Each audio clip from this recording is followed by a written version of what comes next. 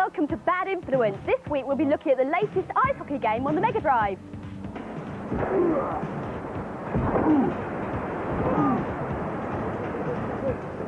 And I'll be reporting from California, where NASA scientists are discovering what it would be like to fly around on other planets.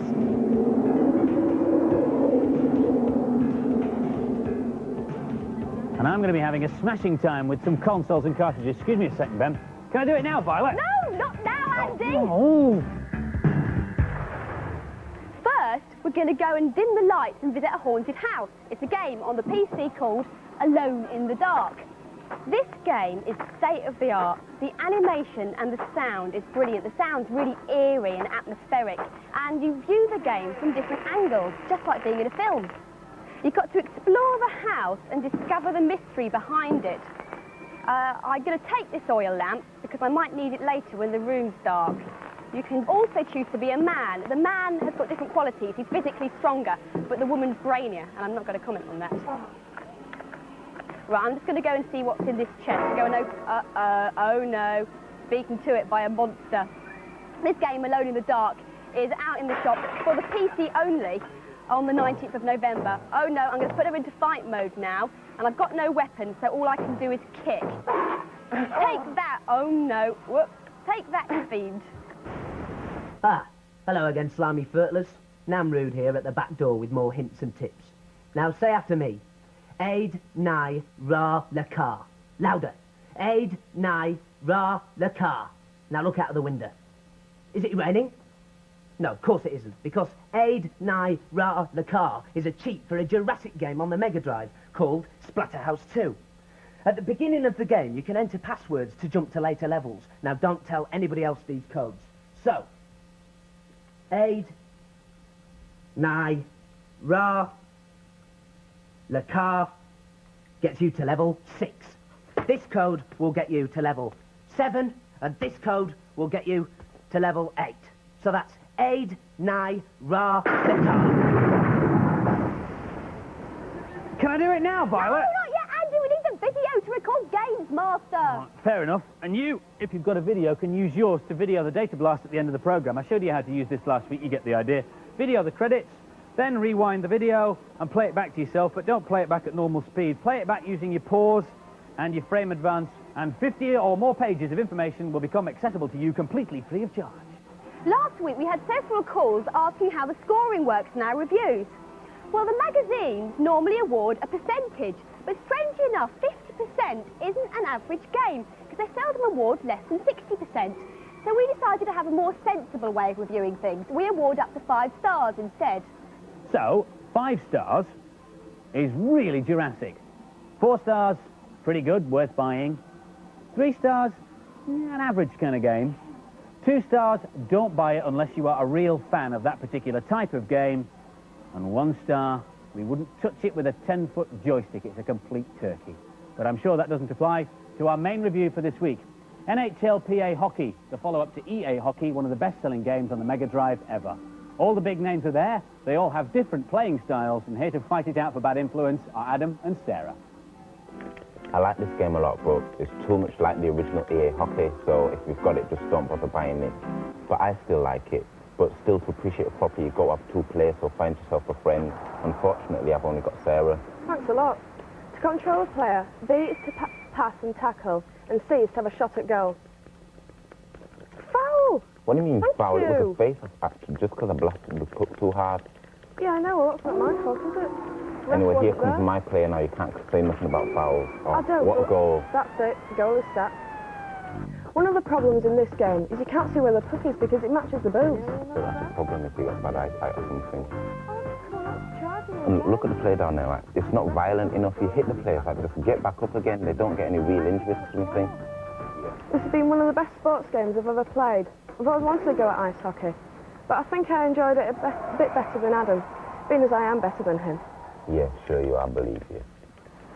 It's a good-looking game. I really like the feel of the ice. I'd probably buy this one.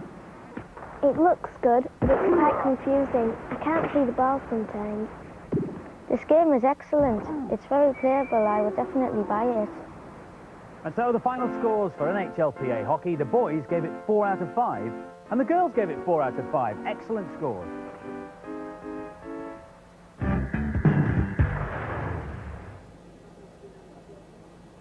The technicians who work in this room tend to have a faraway look in their eyes. Their job is to explore other planets.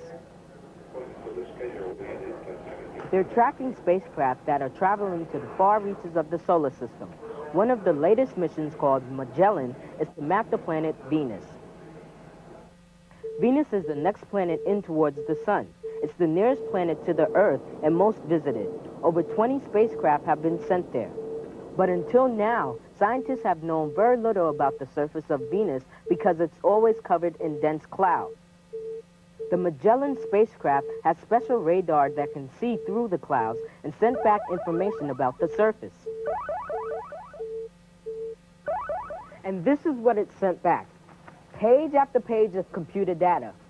Some of it can be converted into photographs, some into information about the heights of the hills and valleys. But here at the Jet Propulsion Laboratory, right outside Los Angeles, they can use very powerful computers to change this into this. Our goal is to create flyovers over the surfaces of the planets. We start with products somewhat like this. These are 2 orbits taken by the Magellan spacecraft as it orbits around the planet Venus. And they're tied together, mosaic, to create larger pictures of the surface of the planet. The Magellan spacecraft sends back 3 different types of information: pictures, height, and how hot the planet is at different points. Before the fly-throughs can be made, all this information has to be combined. This is the computer software we use to design the movies. We choose keyframes and generate from those the flight path by flying through each keyframe in sequence. Here is one keyframe, and it's chosen by telling the computer where to be and where to look. This is the camera position here in the horizontal view. You have the direction of look here and the extent of the field of view being the green lines. This is the side view, the vertical view, and you can see this red line is the height information, a profile of the height information along the direction of look. We're looking here up a valley at the volcano, and so you can see the volcano here, here, and this brightening in the height information. So this would be one keyframe. We generate these frames at a rate of about 1 per minute for the videos that we make. And so to do an entire movie might take several days or a week. The team tried out the technique in a more down-to-earth way. They used satellite pictures of California and height data from ordinary maps. The result took the computer 5 continuous days to produce, and this round feature is the famous Rose Bowl.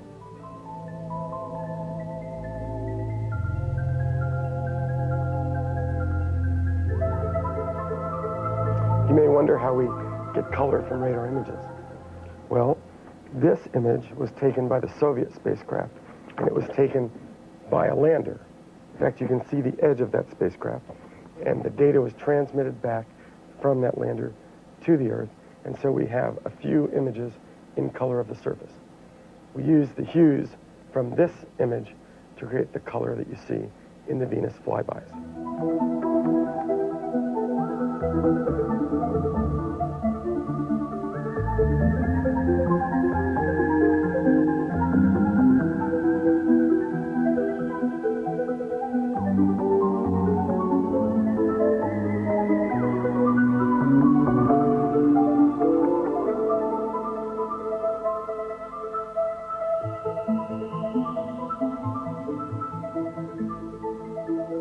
This is my souvenir.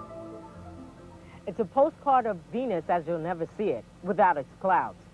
The latest rocket is carrying the Mars Observer spacecraft, and they should be getting photos from Mars in about 1994. Hey, stay cool, Zed. The word of the week is ETERPS. Sorry, sprite. A sprite is a collection of points that move about on the screen as if they were all joined together, like on Zool or Mario or Sonic. Here's a cheat that Zed might be interested in. It's for Agony on the Amiga. When the title screen appears and the music is playing, type in the word fantasy in big capital letters. Then, when you start the game, you can press the F1 key and you get the big sword. The F3 key, you get an extra 20,000 points. And the F4 key gives you an extra life. Oh, and by the way, you can press these keys as many times as you like. Got that, Zed? It's Z right, not Z, contrary to what certain sad people might think. Now it's time for this week's news and previews. A long time ago on a planet far, far away, Star Wars was a hit on the NES. Now here's a mega preview of Super Star Wars for the SNES. It features every scene from the movie culminating in a grand effort to destroy the Death Star. It's destined to be even bigger and hotter than Street Fighter II was this year as it pushes the SNES to its technical limits and is due out next spring. Don't forget the Future Show, which starts today at Earl's Court. All the new games will be there. Bad Influence will be hosting the first ever National Games Championships, and we'll see you live there on Sunday. 2 exciting new games for the Lynx are in the pipeline. The first is Dirty Larry. He's a mean cop who doesn't go by the book when it comes to cleaning up the streets. A big game, it's got around 80 levels and one of the best intro sequences I've ever seen on a handheld. Then there's Dracula, not for the faint-hearted. The blood-sucking vampire wreaks havoc as you try to escape from his castle. Last week we ran a competition to win this SNES and Super Scope action pack along with the Bad Influence t-shirt. The question was very simple. The names of our Humanosaur characters, that's what we wanted to know. If you put Brad and Dina on your entry form, you're halfway there. We'll have a rummage because all the correct entries are in here. Pull one out. This bit of paper, Brad and Dina, that's correct. Janine Robinson, age 12, Bostock Walk, Chawton on Medlock, Manchester. Well done, you're a winner. This week we're giving away 4 quick-shot supervisions and loads of games. And the question is, what's the name of the 2 droids in Star Wars? Again, not Andy and Violet. Answers please on a postcard or sealed down on envelope marked competition to reach us by next Monday. And we've had lots of letters already saying how much you enjoy the programme, for which we thank you, and also sending us your artwork as requested. Ian Hall from Hackney, London EH. You're now a famous nationally known artist with that work. Thank you very much indeed. Same applies to Rebecca Law, who is 8 and lives in Seymour Gardens, Middlesex. Now you're well known as well. A fine peregrine falcon. And also we had animations on discs, most of which were too gruesome to show on telly, but we snuck some of them on the data blast at the end of the show. However, this one we can show from Matthew Haslam, age 13, from Rochdale. Thank you for sending all that work in. If you saw it on the telly, you will receive a Bad Influence t-shirt in return. Now for some more game reviews. Super Hunchback for the Game Boy finds our hero in an enchanted forest. Here's John Pierre. This isn't usually the kind of game I'd go for. I'd go for a sim, a beat 'em up or something like that. But now that I've had a chance to play it, I think I'm hooked. This bit's great. It's a warp hole. You jump into it when one appears, and you get lots of extra bonus points by collecting the fruit. It's not easy, though. You have to bounce along these platforms, and if you get to the end, you get an extra life. You'll have noticed there's no firepower. You just end up avoiding all of your enemies. I'm really impressed with this little character. He can move in different ways, and you can even make him swim, as well as jump and run. It's certainly not a boring game, that's for sure, and I think the sound's great for a Game Boy. This bit's great. If you don't do anything, he starts to play with his yo-yo, read a book, or whistle. It's these sort of details that make it really good. I'd definitely buy it. Great value for money. I like this game. It's really funny when he gets hit and there's stars around his head. But I prefer games with weapons. The graphics are good. I'd definitely buy it, and it's very playable. This is a really good game for the Game Boy. I think I'd buy this one. It's really good fun and it builds easily. And the scores for Super Hunchback, the boys gave it 4 out of 5, and the girls agreed. They gave it 4 out of 5. Assassin is an arcade game for the Amiga. You get to be a hunky hitman who is dropped deep behind enemy lines with orders to kill the evil Maiden, whoever he is. Here's Kathleen. I like this sort of thing. It's a pretty violent game. And these are the dogs that tried to get you, so you've got to waggle the joystick like this. You can get brilliant weapons. This is a smart bomb. This is level 4. I love this one. You're in a genetic asylum, and there's all sorts of evil beasts to kill. The sound effects are excellent. You can hear tortured people screaming in the background. This is a mad doctor. I love this game. It's really playable, and I'd probably buy it, and I'd certainly put it down in my Christmas present list. This game looks good, but it's really violent. I like the way the hero moves through it. I think the graphics are excellent, but it's not that playable. It's really hard to get anywhere. I prefer games with a better difficulty curve. This game's got a difficulty worked out all wrong. You die too many times when you start playing it, so you get bored of it. I would have marked it higher if it had held my interest at the beginning, but it didn't, so I haven't. And the scores for Assassin, the boys gave it 3 out of 5, but the girls gave it 4 out of 5. The Bad Influence studio is full of every kind of console and computer there is. But have you ever wondered what's inside those little plastic boxes? Can I do it now, Violet? Yes, now, Andy! Right, yeah! Don't do that at home. I've heard it invalidates the guarantee. So, what's inside the plastic boxes? Well, you won't be surprised to learn that it's lots and lots of computer chips. I'll give you a quick guided tour of the Mega Drive. This one here is the one that actually runs your game. Over here, we've got the sound department, and this little square one here is really clever. This is your sophisticated graphics chip. This is the one that provides graphics the like of which you see in, say, Legend of Galahad. Now, look at this. In the background is moving so smoothly because the graphics chip is concentrating on the background, leaving the main games chip to concentrate on running your game. That's how these things work. This is the inside of a SNES. I mean, most of these systems look much the same inside. That one there is the graphics chip in a SNES, and it's that little chip that makes games like F-Zero have that rather unique arcade quality about them. And this is what the inside of a cart looks like. It can have up to 4 chips. This one stores the game program, these to do with the memory, and that's the battery that powers the memory when the machine's turned off. But this is the really interesting one. Only the manufacturers really know how it works, but it matches up with a similar chip inside the machine, and without it, the game just won't run. Now, the manufacturers put these protection chips, as they call them, inside their cartridges to prevent other software companies from knocking up games, running them on your systems, and not paying them a royalty. But there is a way around it.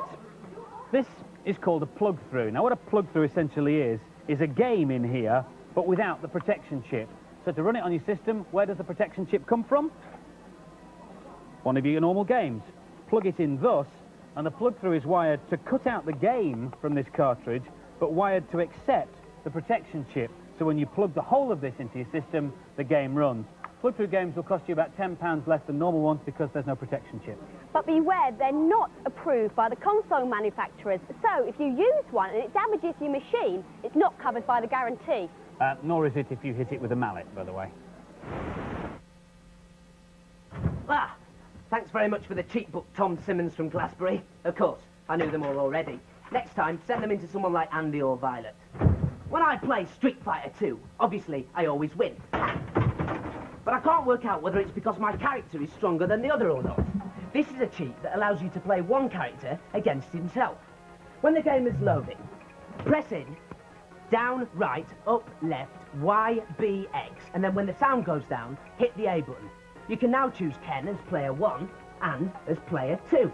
So, if you've got any friends, you should have an even match. Well, that's about it for this week, but don't forget to video the date of last, which starts in a few seconds. Join us next week when, amongst other things, we'll be reviewing an excellent new film about a group of computer high-tech security experts. It's called Sneakers. See ya. Bye. Bingo. We're up. Preparing to sever master circuit. Sure